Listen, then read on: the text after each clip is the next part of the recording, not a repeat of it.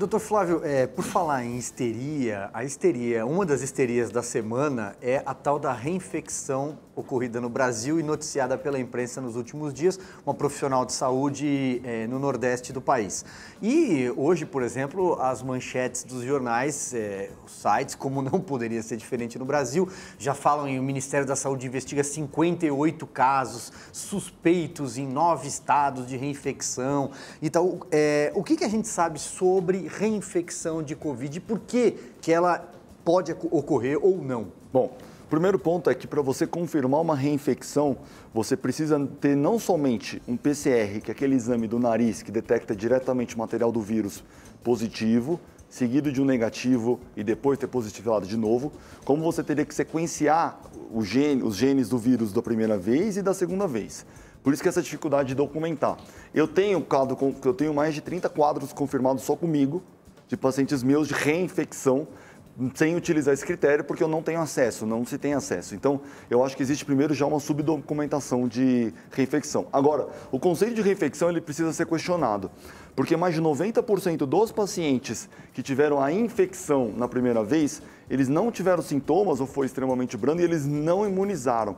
Então, talvez ressignificar, rediagnosticar esses pacientes como contaminação em vez de infecção seja maior. Porque quando você separa o paciente que teve a contaminação de quem tem infecção, aí esses números da reinfecção verdadeira, onde houve sintomas a primeira e na segunda vez que foram documentados, ele vai cair pelo menos 90% e 95%.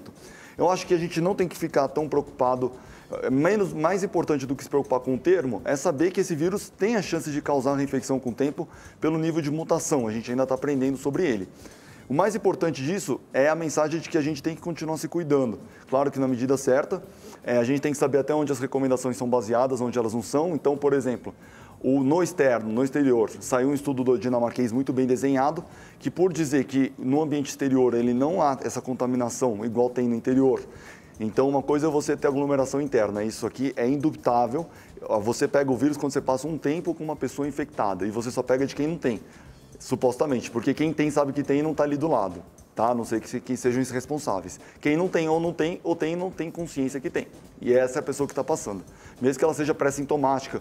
Acho que mais importante do que discutir quando que transmite ou não transmite é ter esses cuidados. No exterior não se pega. Tanto que a recomendação da OMS ontem saiu colocando que para fazer atividade física no lado externo você não precisaria mais de máscara. A questão é saber redirecionar sem paranoia e sem aquela briga dúbia, né? Aquela coisa dual, aquela coisa código Morse, 0 ou 1.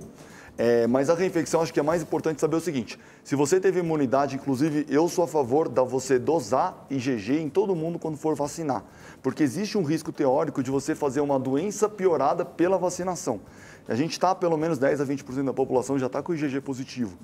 E existe esse risco. Quando você vacina uma pessoa já imunizada, tem o que a gente chama de vaccine, que você tem a doença piorada pela vacinação. Então, isso é até importante. Eu não vejo o porquê também de vacinar pessoas que um IgG já positivo.